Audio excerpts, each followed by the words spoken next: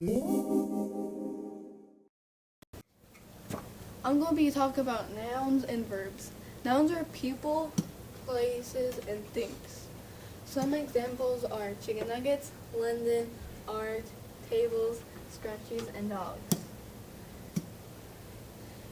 Verbs are words that describe an action, a state, or occurrence, and forming the main part of the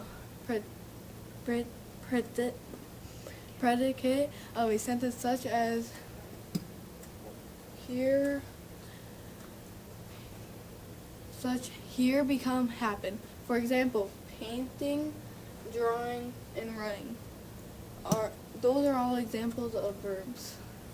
When you use nouns, you use them in sentences, but verbs are things you do, but you can also say them in a sentence.